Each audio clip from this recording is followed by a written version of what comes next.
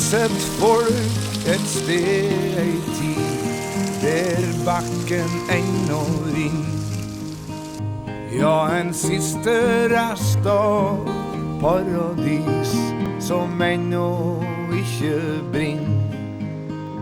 Der små fuglene syng salmen oss til hver ny dag som kjem.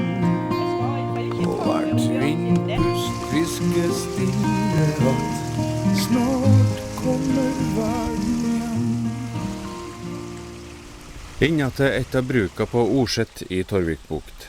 Garden ligger under ei ur, og det nok derifra navnet kommer. Urset har blitt til Orset. Kristina og Peder drev den garden her fram til midt på 1900-tallet. Peder var født her våren 1887 og døde I august 1959, 72 år gammel. Kristine var født på Hausten I 1888 I Vik I Aure kommune, og var 84 år da hun døde I mars 1973. Kristina og Peder gifta seg I 1913 og fikk I alt 8 barn. Førstemann Hans var født året etter bryllupet I 1914, og deretter kom Marit, Ole og Margot. Av de 4 eldste barna det nå bare Marit igjen. Da hun var 7 år mistet hun de 2 yngre søskene Ole og Margot med bare noen få dagers mellomrom, og under krigen mistet også eldstebror Hans. Mye sorg skulle altså komme til å følge Kristina og Peders virke på Orset. Når Peder I sin alderdom tok seg tid til å se seg tilbake på hva livet har gitt den på Orset, må han ha følt at skjebnen har vært brutal overfor han. Han mistet selv faren som 19-åring, og måtte ta over bruket da, med flere småsøsken å forsørge. Og da hadde han ansvaret for alle sine søsken da, og den yngste var bare 2 år, da bestefar døde. Det var jo et strevsomt liv de begynte på. Mor kom jo I grunnen fra en sånn, ja, hva skal jeg si, en solid velstandsgård. Og så kom hun hit hvor det var skrinn jord, og det var et strevsomt liv å få det til å vokse, og det vil jeg si, det var slitsomt. I alle fall syntes han at gården her, den var veldig bratt og arbeidsom da. Han ønsket seg å kjøpe en gård på Flater, Lende, og det var en tid at han så på en gård ut på Frei. Men da var det hun beste som satte seg imot det. Så det var ikke så enkelt, hun var ikke enig I det. Jeg skulle være her. Jeg kunne ikke flytte fra farsgården. Så det ble noe til at vi ble boende her. Farsgården skal gå I arv, slik hadde det vært I generasjoner.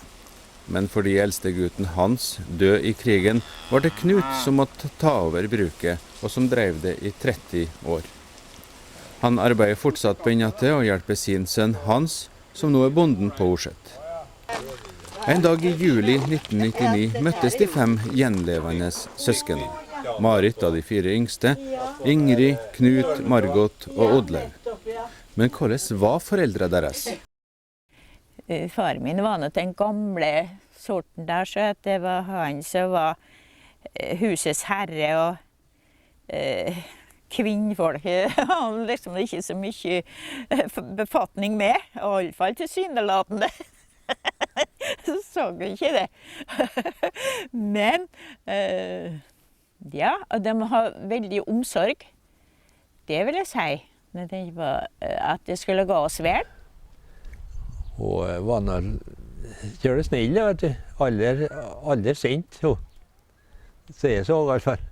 Hun kunne bli fornærmet og nedfær, men aldri at hun ble rettelig sint, altså. Hans far her mot han var like oppfarende mer, vet du. Og derfor så var det han som helt... Det hun som gjorde at det ble store konflikter. For at hun svarer ikke, vet du. Hun greide å dempe ned henne. Så hun fikk ha freden I behold. Det var hun neia på. Ja, de var nå sammen i alt arbeidet. Og jeg tror det at når de kunne sette seg ned etter velgjort arbeid og glede seg over at noe var fullført, det tror jeg var lykkelig øyeblikk for dem begge to. Godt arbeid er avhengig av godt verktøy, og Peder ville at bruksgjenstandene skulle være forseggjort. En del av disse tingene hadde Peder laget, mens andre laget av tidligere generasjoner. Ja, sånn som de hadde om sommeren. Om sommeren når de... Var ikke det, ja? Når Nei, de- det er litt videre. Den Ja. kint her, vet du. Ja, det var vel av... Og da blir det saup. Det var saup de lagde det av. Ja, Ja. Du, hva heter det? Nøstepinn? Nei, det her er et bøsmar. Ja, Bjørnstein, jeg husker det var det. Vega. Tenker på det. Ja. Og her, når de støkte gjøs, så hengte Ja, de. ja. Ja. Ja, det må... Ja, visste du ikke det? Og der er den kaffekvenna, ja. Ja, men nå er ikke så jeg vil gammel si- der. Hva er det her da? Den har lagt Det er skeiform. Ja da. Båndskeiform. hundskjeie. Ja. Ja, Ja, faren ville jo absolutt ha De denne. har det mjukt, da, vet du, kokende. Men se her, se på de fine bordene. Ja. Det har de på alle bruksgjenstander, vet du. Presse. Fine, de tok seg tida til å smykke ut Og ta der er noe smørform. smørformen, ja. Men se, det er nå rene kunsten. Ja. 1821. 21. 1821, det er litt av en... Og sånne her skal være oppi toppen. Ja. Vet du. Det Slik. er viktig. Jeg håper litt. Så se om det passer her. Ja. Ja. Se på de fine pennene. Ja. Tenk på Det er det her, brynstokk. så tung i seg selv. Og så stakk de ned av vannet i. Det hender jo han. Ja. Ja da. Hengt det på baken her. Ja. Ja da. Ja.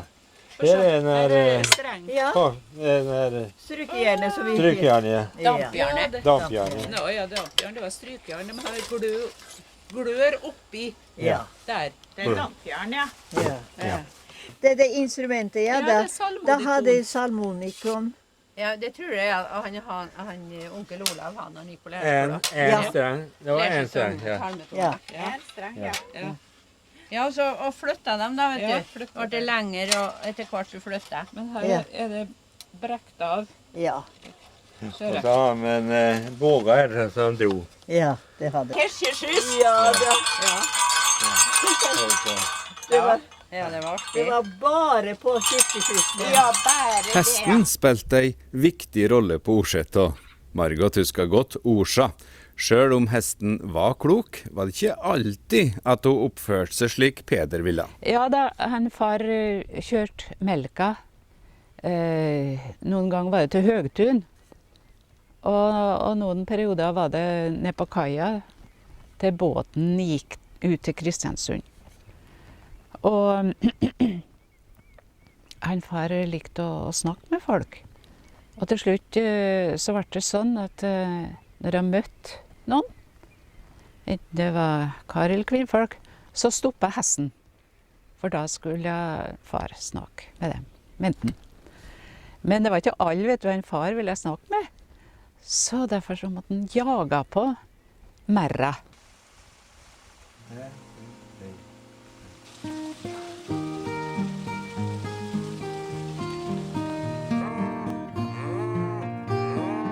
Gardsdrifta her under Ura har alltid vært tungvint. Og oppunder skogkanten ble det derfor bygd et sommerfjøs for å gjøre det litt mer lettvint. Det gammelfjøset det sto litt lenger bort her. Og så var det så dårlig at det helt på datt ned, vet du. Rett og slett. Og så måtte han ha bye, da. Men jeg syntes jeg gjorde det for nøyaktig, altså. Og stert til og med gjødselkjeller, vet du, funnet. Og så var det ja, om det var 3 år kanskje vi har kino oppi lien her, da. Og så ble det andre tider. Alvin kom nå hjem da og slutta å ha kino oppi lien her. Og så fikk vi... Og så var det... Jeg kom da igjen fra Tom da i 52 og hadde lyst til å prøve noe annet, vet du, og gjøre inn kyen på atlegget. Men det var ikke riktig bra det, vet du, for noen far. Han mener at han skal fortsette å ha kyr oppi her, vet du, når det blir så svært i sommerfjøset. Her ser vi Knut og Peder ved sommerfjøset. Bygd med flid og kvalitetskrav som vi vanskelig forstår fullt ut i dag. Han var så veldig nøyaktig at det skulle være alt på sin plass. Og når det var gjort noe arbeid, så var det så gjennomført patentlig og godt. Arbeid sent, men han gjorde bestandig så forferdelig nøyaktig det som han gjorde.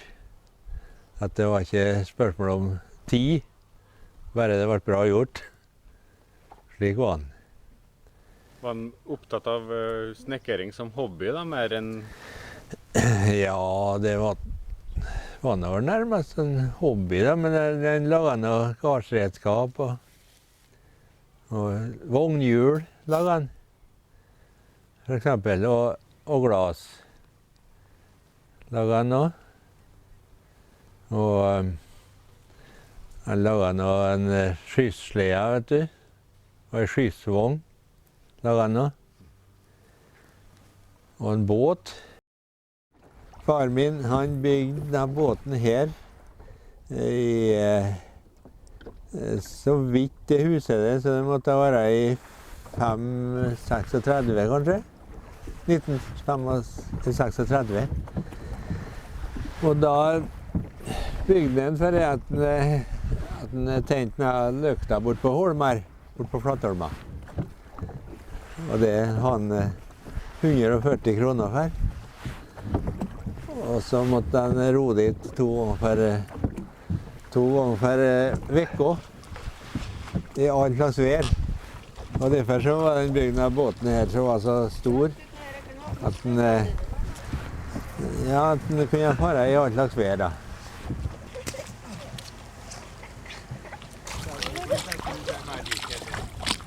Og så var han så naiv på det at han skulle inn i naustet hver eneste gang. Og da måtte vi nedover og hjelpe til å dra opp båten.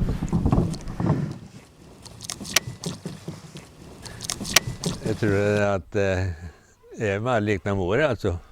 Hun var slik at hun skulle gjøre det fort og galt. Og så var ikke bestandig det var så fint, det hun gjorde.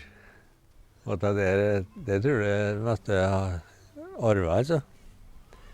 Jeg har ikke sansen for det. Bestandig nøyaktig og fine hatt. Og det var ikke riktig etter slik som far ville. Vet du, når jeg skulle lage noe med trearbeid, så ble det aldri bra nok. Det ble ikke fint nok. Og det, hvis han var litt mer, ja, han var slik som han Knut, han var litt mer gjorde det fort og la fra seg både her og der, og da var far etter han med en gang.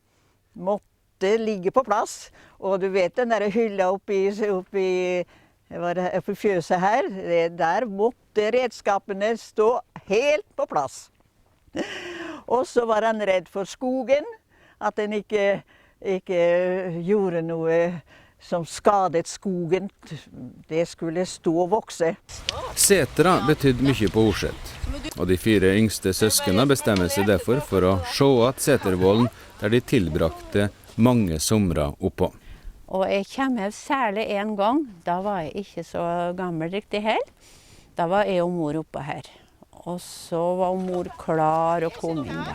Så jeg var raskt og plukket blåbær, og så stelte jeg til kveldsmat til henne.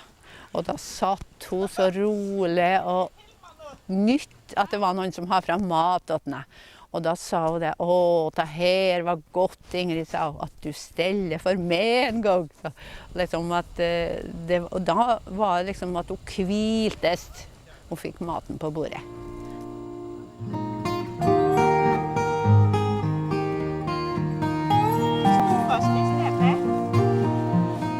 For å gjøre det litt lettvint ble det laget en løpestreng som gikk helt ned til Orset og ned til Nord-Igan.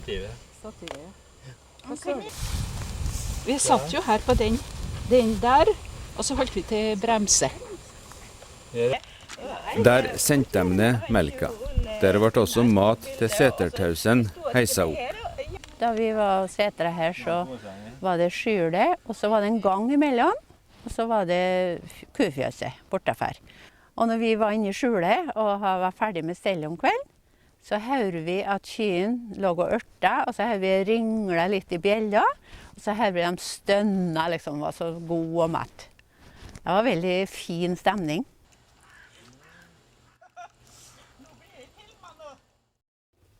Det var ikke alltid at det var så fint og godt vær. Og det kunne være skodd, og det kunne være mye regn. Men da kom det for med regler som mor lærte oss. Og det var når det var riktig stygt vær. Skodd, skodd, skålarå, res dit du kom fra. Mannen din opphengt, ungene dine innstengt, nøkkelen henger på ei gloende stong langt, langt ute i havet. Det var noe naturen. Ja, det er forskjell på rang. Ei på mitt eller ditt. Alt er urørt, helstøpt, veldig fritt. Veldig fritt, ja. Ringjord. Ringjord, alltid. Ja. Ingen plog. Før et marken til et byggverk som skjemmer de harmoniske linjer for skaper en sånn. Ingen eiendes rett til svakhetens tegn. Ingen forskjell på rang eller på mitt eller ditt. Alt er urørt, helstøpt, veldig og fritt. Ja, og det var så fint skrevet. Jeg skåret det ut. Så tenkte jeg at ja, her har vært frier. På seteren. Den blå Ja, men det har nå litt frierbesøk og det, min tid. For det hører med til seterlivet. Hører med. Og det tror du var bare du? Nei, og du også, tenker jeg. Ja, det hører med til seterlivet. Helst, iallfall mor liker det at de har en utdannelse og går tilbake på. Hvor redd var for eksempel mor di for at det skulle bli unger når det var friere som for oppå her og slik? Sa hun noe konkret om det? Nå ja, men da tror jeg at hun gikk omveier og fortalte om noe som skjedde. Og det var særlig jeg som snakket om som Norrvik, ja, og på seteren der, jeg som fødte oppå seteren. Det var ikke bra. og de bar ned i et laken, både hun og barnet, men det gikk bra. De overlevde. Det var... Men det er ikke noe å anbefale, forstår jeg.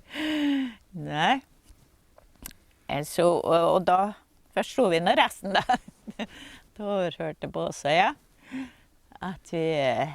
Nei, det var ikke så fritt. Det var skjult mye. Du vet det, skulle ikke sies. Alt mulig. Nei da. Du fortalte at du, bestemor, eller mor di da, var flink til å kringelhauk. Ja. Hva gikk det? Hva var det egentlig for noe? Hun sto her, for eksempel. Ja, hun sto at med skjulet her, ja, det var pris av naturen, vil jeg tro. Og det var mange slynger og toner, men det var gjenganger. Så de gikk visst an å lære. Men de var i grunnen kostbar på det. Så vi har en gammel nede i naboskjulet her som også kunne det. Og vi hører igjen samme tonene som mor bruker.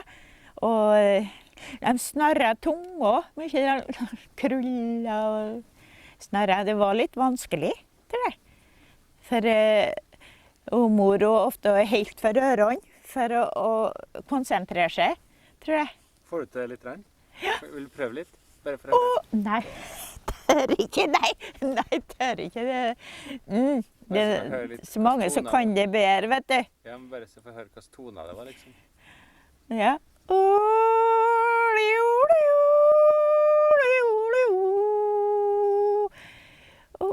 Og så avsluttet jeg med ho, ho.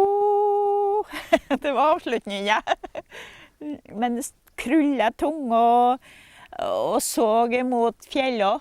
Det var viktig. Det var en slags prising. Ja, fint vær skulle det helst være, og godt humør.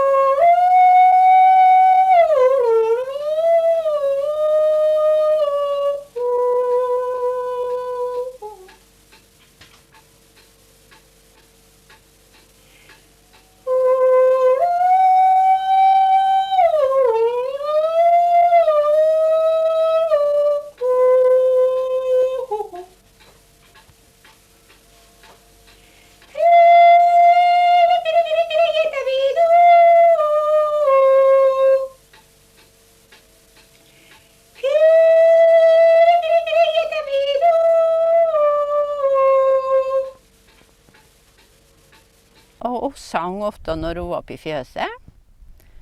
Og jeg husker en gang hun misset akkurat som en prestsjø. Ja da. Det var noe den gamle messida da, vet du. Det var noe... Og hun sang nå ofte Fader vår. Fader vår, du som i himmelen, helliget vorde ditt navn. La ditt rike komme, og så videre. Ja da, og hun sang høyt, skjønner du. Hun har så klar og fin stemme. Ro til fiskeskjær, hvor mange fisker får vi der. Inte far, inte mor, inte søster og inte bror. To til den som fisken drog, og det var lille Per. Og vi fikk stor respekt for det som hadde med Guds ord og Bibelen og alt det, salmer og sånn, og bønner og helger for eksempel. Alle helger var det veldig viktig å holde hviledagen og helgene hellig. Og det var ungene. Så fikk vi ikke lov til å klyve ved av søndagene. Nei. Da måtte vi klyve, ja det var nok ikke å klyve heller, det var noe hogg småved. Og det måtte vi, det var det siste vi gjorde av lørdagskveldene. Det var satt til vi guttene i hvert fall, vi måtte hogge helgaved. Og hogge en haug framom stabben, så mor har brent av søndagen. Bare når søndagen kom, da fikk vi ikke lov til å ta til ei oks. Hvordan var det med kløpping og sånn da? Fikk ikke lov til å ta til ei oks. Det var... Og når mor har bestandig kjøttsupp til middags, på søndagene. Og da var det, måtte hun hogge inn kjøttet av lørdagskvelden. For søndagen da kunne hun ikke starte med kjøttoksen og hogge. Det var strengt slik, altså. Det var noe, og ikke fikk vi lov til å smi. Fikk ikke lov til å ta en kniv og smi heller på en søndag, altså. Vi fikk jo ikke lov til å gå ut før klokken var over 12 på søndag, og helligdager, juledag og påske og sånn, så måtte vi, påskedag og alle sånne helligdager, så måtte vi holde oss inne til klokken var til gudstjenesten var over. For det var viktig, selv om de ikke var i kirken, så visste de at presten sto på prekestolen. Så det var veldig viktig. Hvordan var humøret til foreldrene? Ja, det var godt, det vil jeg si, alltid. Og mor særlig, da. Og for en far var litt sykelig fra 1926, der han pådro seg pleuritt. Og Jeg hadde lungebesvær, pustebesvær da, så jeg drogs med det. Men han sto på, gjorde den kun, når han var og slo. Jeg kan ikke huske en eneste sommer at han slo meg jo nedpå her. Nedpå gjorde jeg all dølsmaskin. Men ellers om søndagene, da kunne hende at vi fikk være her. Men vi fikk streng beskjed at vi måtte ikke fare alle fjellene rundt. Vi skulle hvile oss. Så vi kunne gjøre noen ting om mandagen og resten av veka. Og ellers så, nei, vi ble klare, så vi trengte virkelig hvile. Hvem var det som var liksom sjefen av mor og far din? Det var nei fare. I den gamle skole så var det mannen som bestemte, ja. Men hva arbeid angikk, så var det noen mor som oppholdt både gården og familien. Jeg vil si det, for det var såpass svakelig anlagt at han har ikke krefter. Måtte hvile inn i middag og slik. Men mor måtte være sterk. Det er uten tvil. For hun var bærende kraft i arbeidet, ja. Han var forferdelig avhengig av mor. Så han måtte... Jeg tror det var hun som tog mye avgjørelser. Når det gjaldt... I alle fall... Ja, når det gjaldt båndet og det som var her. Jeg tror det, altså. Han har stor respekt for henne. Du vet, jeg husker ikke om mor og en far som ungdommer. Liksom. Jeg husker dem som litt eldre, på grunn av alderen da. At jeg var født når hun var 44 og han var 45. Men jeg vil si det at og når jeg var på lærerskolen, så var det veldig viktig at de følte med meg og undersøkte på at det gikk. Og så hver sommer var jeg hjemme og arbeidet under da. Det var liksom fast. Man kunne ikke ta seg fri på noe ferie da, altså. Men det var så godt å komme hjem igjen da, når det gått på skole i hele vinter. Så det liker jeg. Det gjorde jeg. Her ser vi familien samlet. Ingrid er yngste jenta i midten. Det er bare 6 barn på dette bildet. 2 mangler. Jula 1923 ble familien rammet av en ufattelig tragedie. Margot på 4 år og Ole på 6 år døde samme veka. Marit, som er eldst, husker godt de forferdelige dagene. Hver jul kommer dette til meg, altså. Og det har vært hardt å komme gjennom det. Og jeg husker så godt når vi satt oppe ovenfor kjøkkendøra den dagen Ole og Margot ble syk. Da kom vi inn, og de frøs, og det var aldeles måtte legge seg med en gang og ble så syk og syk og syk. Og så var det det at vi fikk høre da at det gikk en difteriepidemi, og at det var noen her i bygda som var død, og noen var syke.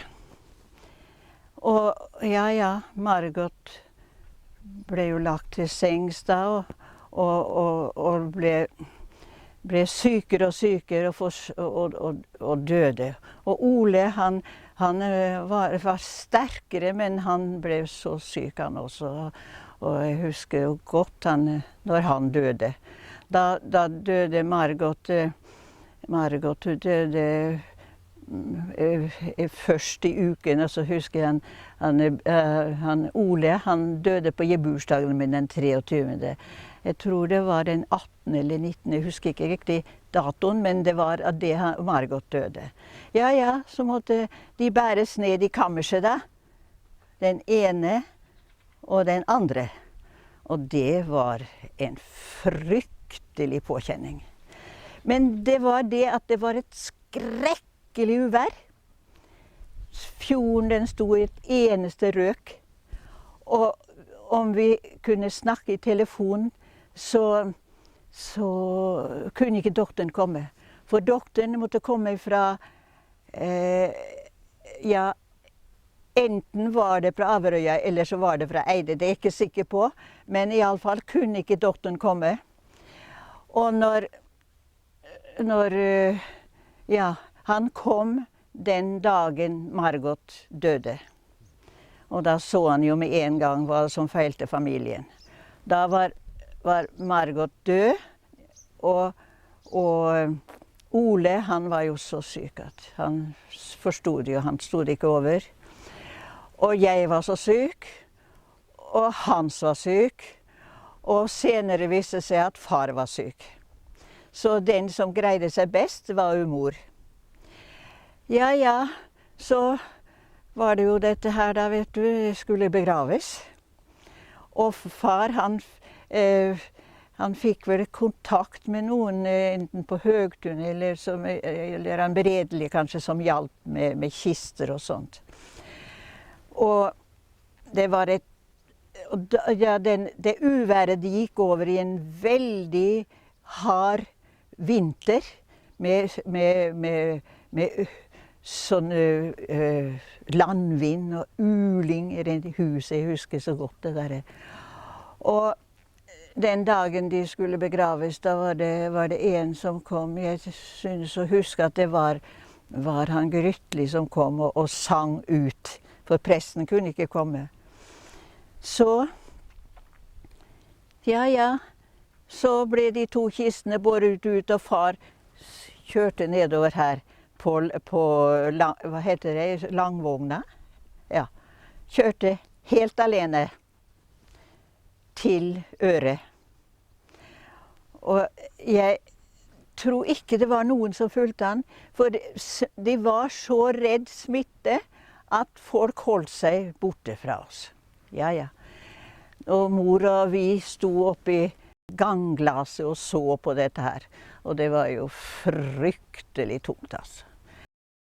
Selv om far gråt, så gjorde han det helst for seg selv. Men jeg husker nå det at han gråt den dagen han kjørte barna av sted, det husker jeg. Ja, og etterpå så var vi jo isolert like til februar. Altså i 6 uker tror jeg vi var isolert. Og da måtte vi barna, Hans og jeg da, vi ble noe bedre etter hvert, men vi var så svake. Og da var vi inne på kjøkkenloftet, og der de bar mat til oss opp, og far han kunne ikke gå ned på butikken og handle, for de måtte bare sette ut så han kunne ta. De var så livende redd den smitten at det var helt utrolig hvordan det kunne foregå. Det som var så gledelig midt i all sorgen, vet du, det var den deltagelse vi fikk fra bygda. Vi fikk pakker fra hele bygda kom det pakker med epler og med mat og med godterier og sånn. Og det var veldig kjekt, altså. Leker til oss barna. Senere, når året gikk, på hvilken måte ble den opplevelsen her påvirket den mor og far din? Jeg tror de ble veldig glad når de fikk flere barn. Det viste seg at Kristine var med barn den forferdelige jula da sykdommen nesten raderte ut alle sammen. Og da hun fødte om sommeren, var det kanskje ikke så rart at den nye veslejenta, som vi her ser i forgrunn, ble hetende Margot. Så jeg tror at de altså fikk virkelig noe igjen når de fikk de barna der. Det gjorde de. Men så mistet de jo Hans under krigen. Oi, ja, du store verden. Og da vil jeg si at når Hans reiste da til nøytralitetsvakt, så var det akkurat som vi følte at vi så han ikke igjen. Det var så rart, altså. Og vi sa det til hverandre. Nei, da sa Hans, han kommer igjen. Og så var det et stevne her. Og da fikk jeg vite av noen at Hans var falt. Det var hardt, det. Og det var fryktelig hardt for foreldrene våre. For det at han var jo allerede kommet inn i, liksom, i gårdsdriften og var en stor hjelper. Og far han var ikke så sterk, for han ble jo så svak han etter den sykdommen, etter den difterien, og fikk pleuritt til og med. Og det var... Så han var ikke så sterk, men han var interessert og sånn. Så det var veldig tap for far, altså. Og han sa det den der første sorgdagen når vi hadde da, så sa han det at, å sønn, ja, jeg vil si det at det å miste de 2 små barna på en gang, det verre enn dette her. Det var altså hele erfaringen han hadde fra den sorgtiden. Og mor, hun taler, det var nesten vi var på kirkegården, da sa hun at skal vi ta oss en tur på grava og bånde oss, ja. Så jeg tror nok hun var. Og Margot, hun sa en gang hun sier at en far var så kjølig redd for meg. Og det er noe rimelig det, vet du, for at han har nå bare med igjen det. Men, og det kan jo være at og mor var noe forferdelig nervøs for oss, vet du. Når vi gikk på fjellet og slik, så når jeg skulle gå på jakt, vet du. Han far, og så var han med seg jakten, vet du. Og så ville han at jeg skulle gå på jakt. Og ja, jeg har noe med meg gjevre, vet du, og var noe... Ja, jeg vet ikke hvor gammel det var, altså, men da var mor så nervøs, så at jeg måtte komme ned at det var 3 av dagen. Og da hvis jeg måtte springe, så for å komme nå den tidsfristen. Ja, hun var ekstra nervøs for like, at vi gikk på fjellet, altså, og særlig når jeg for med gjeverne. Så det var bare slik det. Det var vel kanskje et krekk hun har fått da, at hun har mistet 3 av båndene, vet du. Det er så rart med de.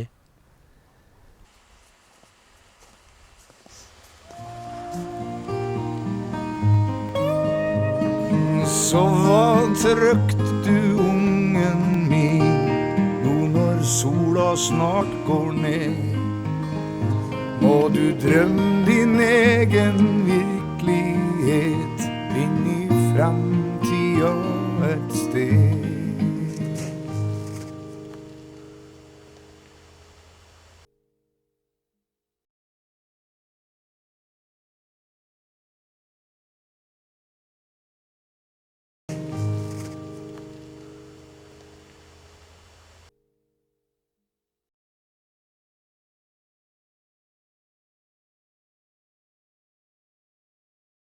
Ja, du store verden.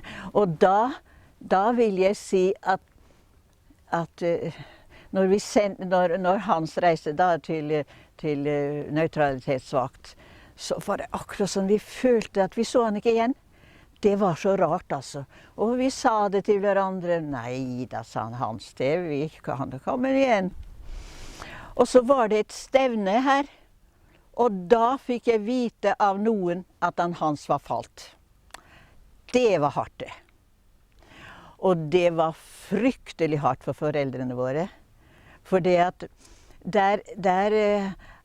Hans var jo allerede kommet inn i, liksom, i gårdsdriften og var en stor hjelper. Og far han var ikke så sterk, for han ble jo så svak han etter den sykdommen, etter den difterien, og fikk pleuritt til og med. Og det var... Så han var ikke så sterk, men han var interessert og sånn.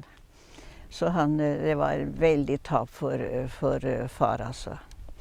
Og han sa det den der første sorgdagen når vi hadde da, så sa han det at, å sønn, ja, jeg vil si det at det å miste de 2 små barna på en gang, det verre enn dette her. Det var altså hele erfaringen han hadde fra den sorgtiden.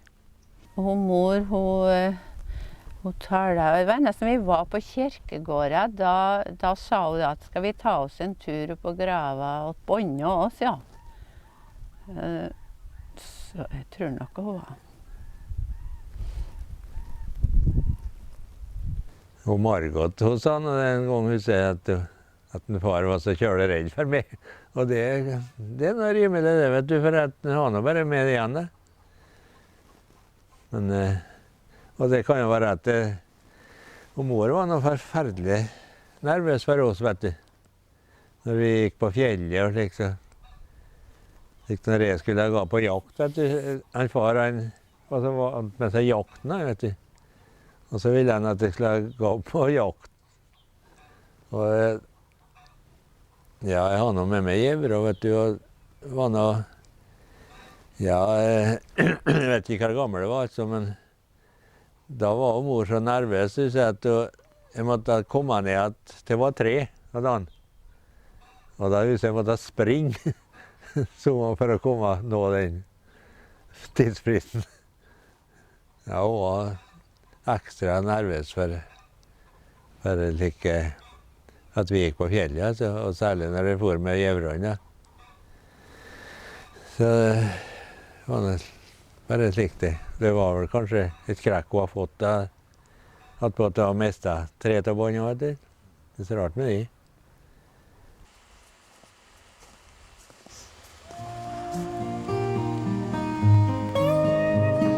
Så hva trygt du, ungen min, nå når sola snart går ned.